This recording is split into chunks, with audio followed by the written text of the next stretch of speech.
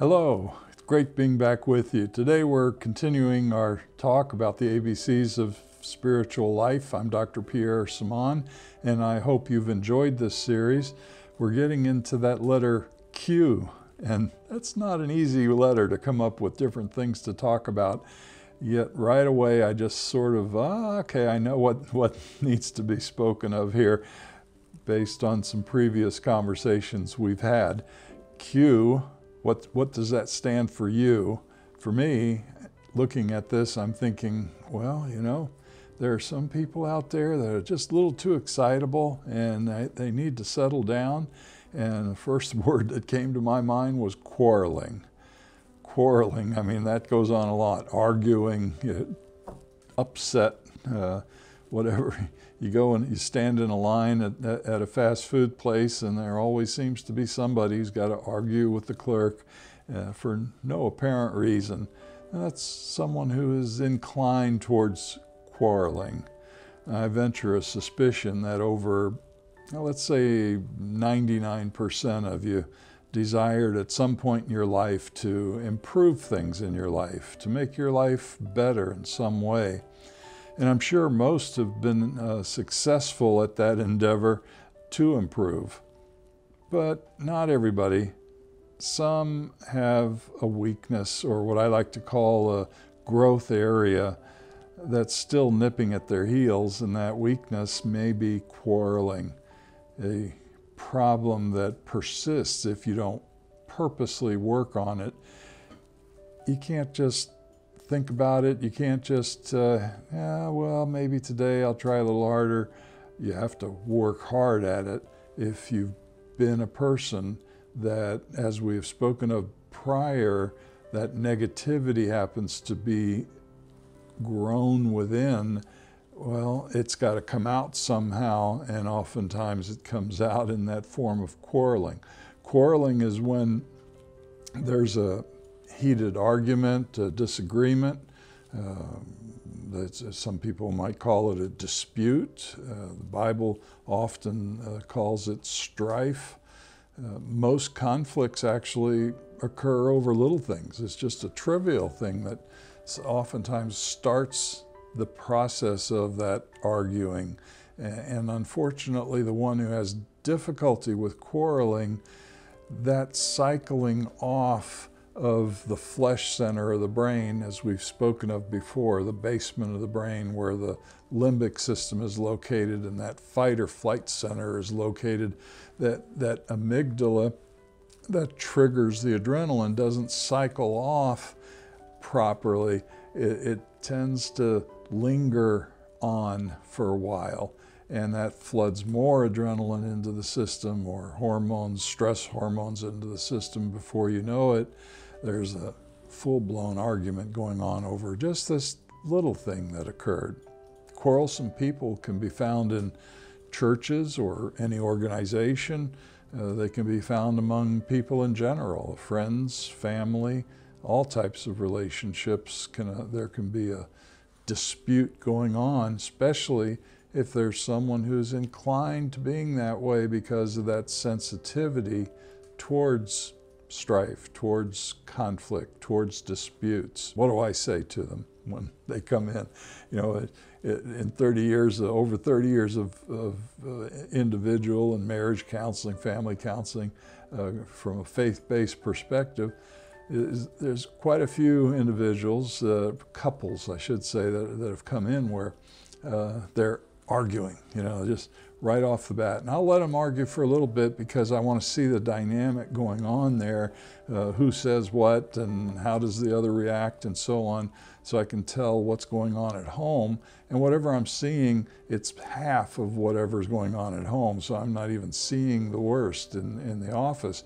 But I'll let it go on, and then there's a point where I'm going to put a stop to it in some way. I might say different things, but oftentimes I might say, it takes two to argue. And then I pause and wait to see what's the reaction going to be to that. And generally the reaction is one person, at least one, maybe both sometimes, but one is going to, let's say both are going to look at me first because I've said something like that, and their eyes get big. You know, they weren't expecting that, you know, and their eyes get big, and they pause for a moment.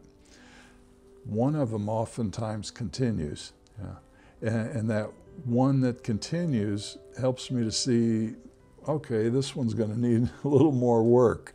This one's going to need some more nurture throughout the counseling. Whereas the other one may kind of step back and realize, oh, okay, you know, I want to be more Christ-like. I have a closer bond with God, and I know I shouldn't be arguing. I need to stop. And they'll pause, at least for the moment, until they get out the door, and who knows what happens sometimes afterwards. I can recall even a parent and a teenager, and they're fine, and then they get out the door, and I recall once looking out the window and the teenagers hitting the mother, you know, and oh boy, you know. So I had to go out there and calm her down before they drove away.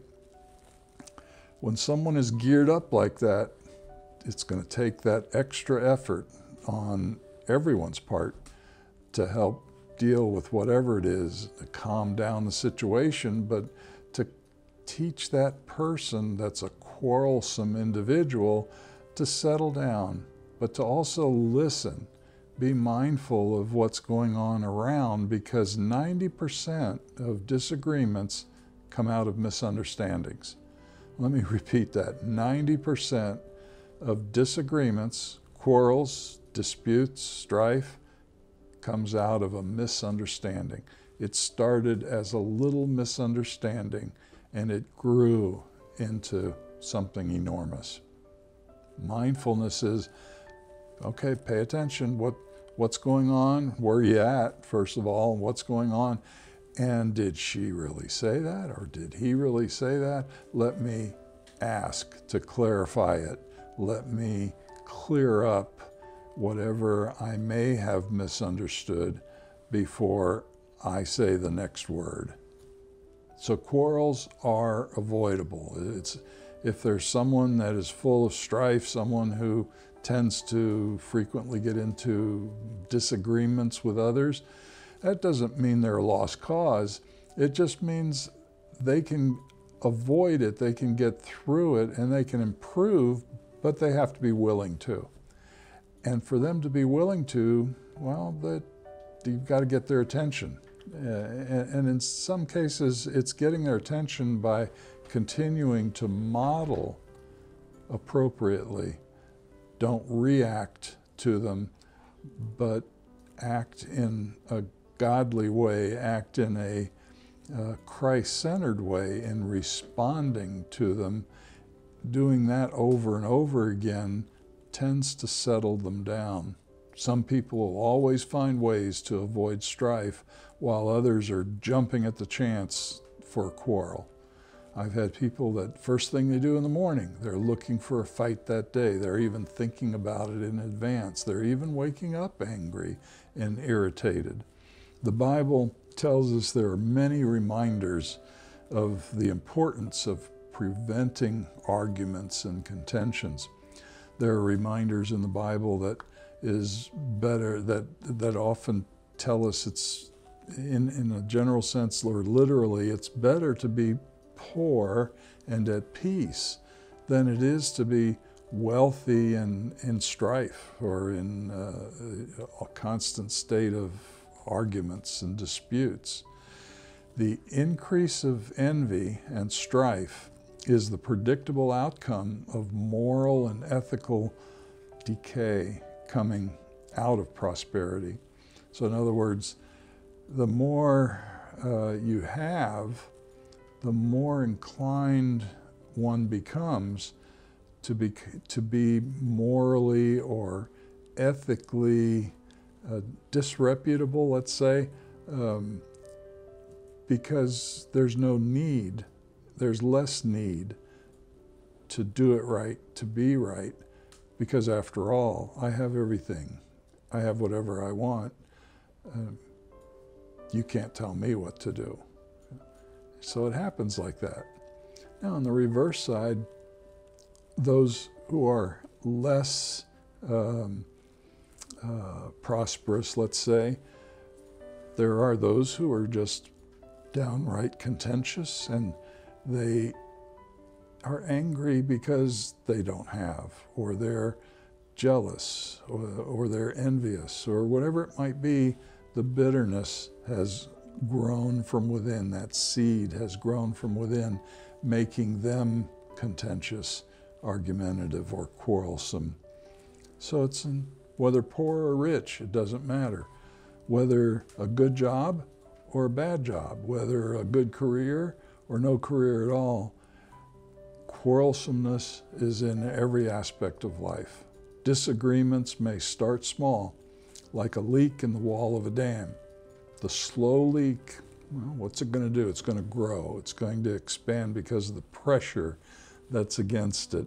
If you want to open a crack up, just keep pouring water on it and the crack is going to open. We see that in the potholes on the streets all the time. And sometimes I wonder, why can't they find that vein of water that's creeping up and causing that pothole? But, it's like a tentacle, a network. It can be coming from anywhere. So they think they might have one, and another one is pushing up that pressure, and before you know it, a pothole occurs. A leak grows, becomes overwhelming, weakening the strength of the barrier. If the arguing doesn't stop, it'll tear apart the power of the relationship, like the bursting of a dam, resulting in unbearable hardship after the flood. The Bible tells us, better is a dry morsel with quiet than a house full of feasting with strife. The beginning of strife is like letting out water, so quit before the barrel breaks. Stop sooner than later.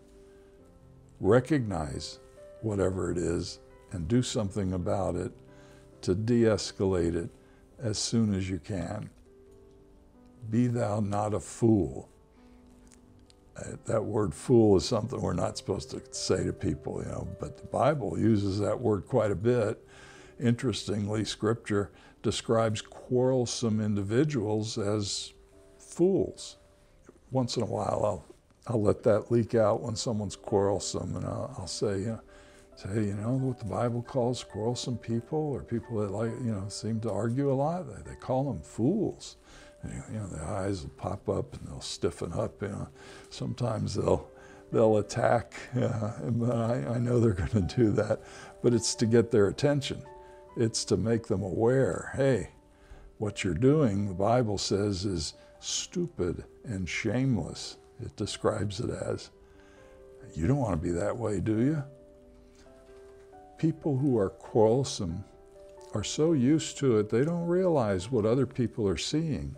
They don't recognize that it's so abhorrent to others, especially peaceful others, and they kind of, I don't think I want to be around that person anymore. They don't see that. The quarrelsome person doesn't see that. So sometimes they have to be told in a nice way and in a way that you're planting seeds, not hitting them over the head. Although once in a while, to get their attention, you may have to do that. But basically, it's, okay, you don't really realize that when you get upset like that and you yell, it's very upsetting to me. And it's very upsetting to everyone else around you. A fool is also described as one who hates knowledge. So a quarrelsome person would be described as one who hates knowledge, takes no pleasure in understanding, displays the defective moral character in the making of mischief, and is considered in the Bible to be a dishonorable person. You don't want to be a fool. I don't want to be considered a fool. And I'm sure quarrelsome individuals don't want to be considered a fool either. The Bible continues to speak of the quarrelsome fool as one who feeds on the lack of good sense, common sense, wisdom, insightfulness. understanding, knowledge, so that their heart declares it, their mouth streams it out. What comes out of the mouth is coming from the heart and the head. So what you hear is oftentimes what's on the inside of a quarrelsome individual. Turmoil, conflict, anger, self-loathing, guilt, shame, whatever else might be involved, they're projecting it outward onto whoever they're quarreling with. The strife-ridden fool, the Bible tells us, tends to repeat mistakes as a dog returns to its vomit. Yucky, Don't say that very much, but it's sort of true. They keep doing it over and over again, even though it's causing them trouble. It's causing them problems. It's making their life more stressful, more difficult, but they keep doing it. The Bible tells us a closed-minded fool doesn't delight in understanding, but only in revealing his personal opinions, unwittingly displaying his self-indulgence and his stupidity. Now, I don't tell your husband or wife that if they're quarrelsome, but encourage them to read the Bible and encourage them by loving them as God would love them, as God would want you to help them in this weakness or this growth area that they need help in because they can't do it by themselves. It's like the alcoholic or the drug addict. At a certain point, they can't do it by themselves. They really need the help to pull them out of the basement of their mind, out of the flesh center of the mind, and back up into good reasoning, the smart center, the upper room of the mind. There's been a lot of studies on it, but one study was interesting. Basically, it says, never point. Never point, You see the politicians doing this, a lot of times. But the ones who are kind of doing that a lot, you might want to consider perhaps they have a quarrelsome problem. Others may be doing that too. I think when I was younger, point a lot, adolescence, a lot of pointing. In a study reported by Psychological Science, the best at quarreling are those who don't point their fingers. In other words, if someone is in an argument or is in a conflict, actually they get their point across better if they're not pointing. And I don't know how they figured that out in a study, but that's to say that spouses using second-person pronouns in this particular study that they did, and this was, I believe, back in 2005 or somewhere in there, spouses using that second-person pronoun like you. So when you're pointing, you're actually going you. Even if you're not pointing and you say you, it's as if you're pointing. You're giving a word picture to that person when you say you. Well, negative consequences tend to come out of that language in the study. Using a first-person plural pronoun, such as we, the spouse provided positive solutions to the problems. We. So a lot of times we get couples, they'll come in and one of them is saying you or her or him, and I'll stop them and I'll say the name of the person rather than using that you word or he word or her word. We. That now sends the message to the other person that you're considering, you're looking at it as a team. You're together in whatever you're talking about. It's not just blaming the other. The study showed the we users display a sense of shared interaction and interests that de-escalates and promotes compromise pleasing to both partners. So when you use the word we, it sends the message to the other one, let's work this out. Let's figure this out. We're both in this together. This is a problem involving both of us. Instead of just saying, it's all your fault, you're to blame. Partners or others utilizing you tend to criticize more. They tend to disagree more. They'll tend to justify whatever is going on for their advantage. In other words, they're polluted with negativity. So when you hear that you often coming from someone, all right, they got that negativity coming out of them. And that means you can't change them right away, but you can help by modeling how you would want them to speak to you. Give it back to them in turn the right way, speaking to them in a way that they want to follow. And that helps de-escalate sooner than later. And there are tips on avoiding quarrels. The Bible tells us it's an honor for a man to keep away from strife by handling situations with thoughtful foresight. That's mindfulness. But any fool will start a quarrel without regard for the consequences. So what can you do? Well, here's a list of some suggestions. Understand that anger itself is not destructive. If I get angry, I need to talk about it. I need to express it, but express it in a way that's appropriate, not yelling, screaming, or throwing things, which has happened in the past, I'm sure, but speaking, well, I'm upset about this, or, this really bothers me. Let's talk about it. Express that anger. Don't hold it in. A lot of people make that mistake of holding it in. It bottles up, especially those that are passive aggressive. It bottles up and it starts to grow. So each little thing gets piled back onto that.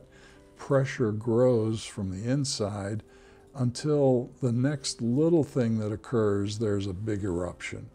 And in that big eruption, all those little things come gushing out harshly, in a disputing fashion. In fact, oftentimes the person's saying, what am I saying here? I need to stop. But they can't because the pressure was too big. So it's important. Don't just say to a child, for example, don't be angry. But ask them, why are you angry?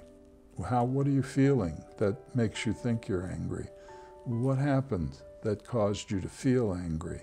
You're teaching them how to talk about it and express it in a normal, healthy way of getting it out of them rather than bottling it up into an explosion. And for those with issues there who have frequent fitful rages, they're not bottling it up. It's just coming out all the time with explosions. Talk about your feelings before you get angry. When you or your partner can approach the situation, sometimes you can't when it's going on. So, you may need to say pause to yourself, or you may need to put up the hand a little bit, the stop sign, and say, well, you're getting really upset. Let's calm down and talk about this in 10 minutes. Let me get you a glass of water, or would you like a glass of water? Or let's come back and talk about this later. Well, that works, so sometimes you can't just right away get that draw that information out of the person. If the adrenaline is pumping, better to pause, give it time. For a quick flash of adrenaline, it takes about 3 minutes for it to get absorbed in the bloodstream. But if it's someone who tends to be quarrelsome, the amygdala, the fight or flight part of the brain in the basement of the brain, has trouble cycling off once it starts. So it may take 20 minutes. It may take 2 hours. Eventually it calms down. Eventually the adrenaline gets absorbed. That's when you talk about it for someone who may have those kinds of issues on a more regular basis. Don't raise your voice. It's incredible how a whisper can resolve issues of hurt feelings or differences. Sometimes I'll lower my voice when someone is elevating who has a problem with that. Because just like you're doing now, you're trying to hear me because I've lowered my voice. They're not recognizing what I'm doing at the moment, but it de-escalates them quickly and they lower their voice. It works. Don't threaten your relationship. So you never want to threaten because they're expecting you to threaten. That's what they want. If they want to fight, they're expecting you to fight back. And they're looking for you to say something, the slightest little something that they can jump on. Don't take every argument as a threat. Don't take every outburst as a threat.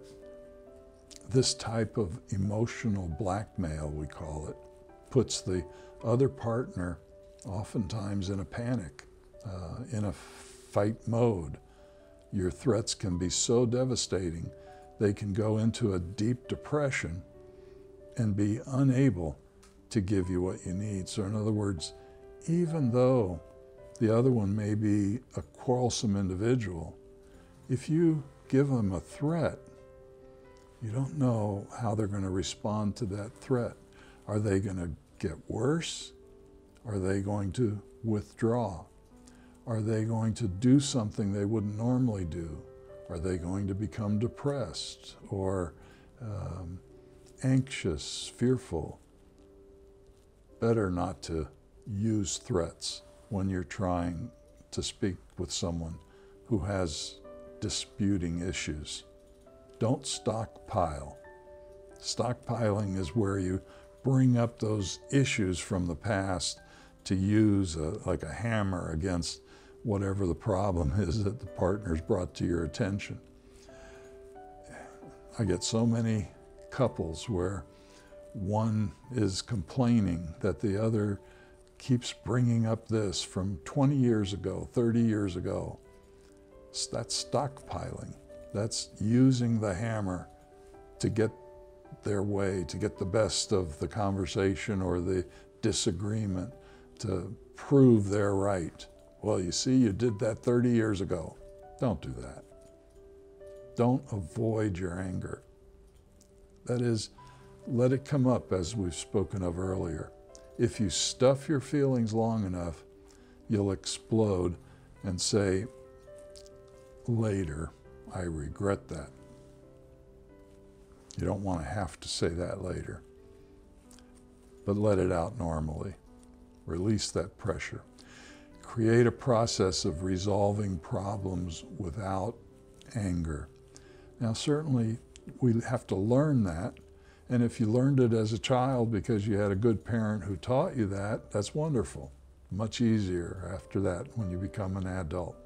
Sometimes you learn that as a child, but in adolescence with your peers, you go off track and now you got to relearn it somehow before you get into that adult mess that's out there in life. Start by each of you taking 5 minutes to state your feelings. Then take 20 minutes if it's an argumentative person. Once you've stated your feelings, pause. 20 minutes, maybe a little longer, then get back and talk about it some more at that point.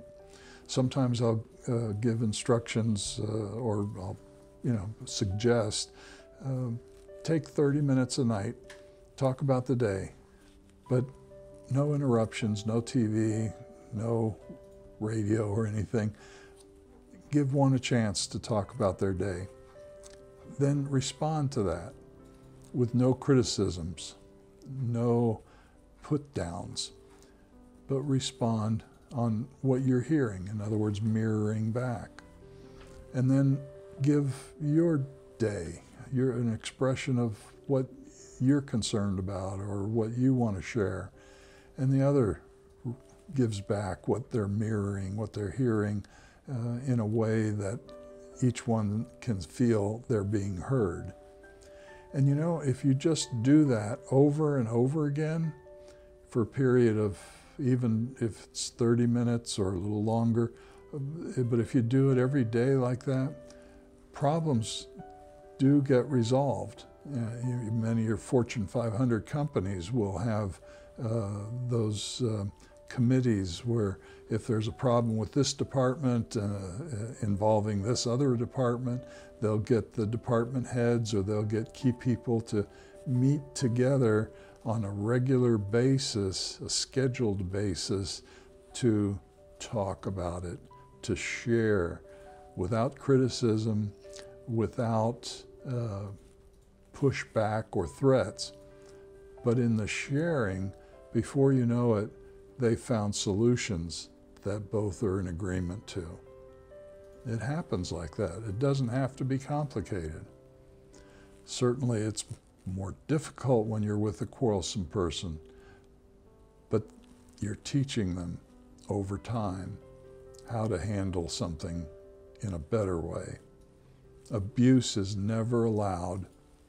Abuse includes verbal abuse or violence, including slamming doors, breaking plates, or hitting. If your arguments escalate to this level, you need to leave the house. Don't just stand there and take it if it gets that bad. Go somewhere. Say you're coming back. I'll be back in 20 minutes. I can't, this is too upsetting. I'll be back in 20 minutes. Or I'll be back after I go to the grocery store. Because the quarrelsome person, that individual with the severe difficulty of self-control, panics at that moment when you're leaving, because they're not hearing you saying you're coming back, and in their minds you're not coming back, therefore they got to stop you from leaving, or they have to yell louder or pull you away from the door, or whatever it might be, because they're in panic at that moment. It's life or death, because their fight or flight system is so geared up at that moment. Listen, I'm upset. You're yelling a lot. Take some time to calm down. I'm going to go to the grocery store and I'll be back. Or we can continue talking about this at 7 o'clock tonight, and then we'll be able to talk more about it. And walk away. Don't stand there for an argument. But if there is abuse, if there's physical abuse, I tell the clients, and I'll with couples, if a husband is hitting his wife, I'll tell him in front of her, and I'll speak to her and I'll say, you have my permission to call 911 the next time he strikes you, the next time he pushes you down on the floor. Go ahead and call 911. And he knows I've said it. He now knows she's going to do it because she has permission. Hopefully she's going to do it. And yeah, there's going to be a lot of turmoil and strife going on when you get the authorities involved. But for most men who have a problem with violence, they'll stop because they don't want that to happen again. You have a small percentage of them that they don't care. Whatever it is, they're going to do whatever they want. Well, those are the more violent ones. Those are the really dangerous ones that kill their partners and maim their partners. If that's the case, get away from that person forever. Just don't have anything more to do with that individual. Let God deal with that person. You can't deal with that person. But for most of them, I would say 80%, 85%, if they know you're going to call the police, if they know they're going to be held accountable for whatever it is, they stop doing it. They might continue with the verbal abuse, the emotional abuse, but they stop the physical. Don't engage Remember that negative attention is still attention. If your partner tries to goad you into an argument, don't go there. Some people like to argue because it gives them a temporary feeling of power and gratification. I feel good. We see that in teenagers a lot. Avoid being sucked into their need for attention. Listen to your body. When you're angry, your body releases chemicals that may cause you to react in ways that you can be destructive, even though it's not in your nature to be, and then you regret it later. The Bible tells us what leads to the unending quarrels and conflicts among you. Do they come from your hedonistic or worldly desires that wage war in your body, in your bodily members, fighting for control over you? Don't let the flesh center of your brain, the basement of the brain, control you. You control it. You direct it. Don't let it direct you. And that's what happens when you allow yourself to become a quarrelsome or foolish person. Stop wagging your tongue. Be transformed. The gospel has the power to transform Christians from the realm of quarreling, that's sin and death, into kingdom of righteousness, which is basically into self-control, into good behavior, into being a peacemaker. That's what I would like to do. Stay peacemaker. Have peace. Project peace. Give peace. Makes you feel good helping others. Makes you feel good helping your spouse who's having difficulty, helping your adolescent who's having difficulty, helping your child who's having difficulty, or your boss at work, or your coworker. You feel good because you're projecting onto them a Christ-like mood of peace and resourcefulness. Our responsibility is to live out good attitudes and behavior according to Scripture. By sharing in the sacrifice, we develop the mind of Christ to be made into His likeness gradually. It's not quickly, it's not overnight, gradually. Over the weeks, months, years, you get better and better and better. In doing so, we'll put an end to our quarrelsome tongues. Well, think about this. If it's helpful for you, great. If it's helpful for someone else, have them watch this. I do a PDF on these videos, so when the PDF comes out, you can read about it, and it's going to have more information in the PDF that I'm sure can be helpful. I hope this was helpful for you today. If you liked it, press that like button, ring that bell if you'd like to get notified each time a new video comes out. And I'd like to remind you that at New Horizons Institute of Counseling, we're for healing, peace, and harmony. And may God bless you with that healing, peace, and harmony in your life today and every day. Thank you for watching. See you next time.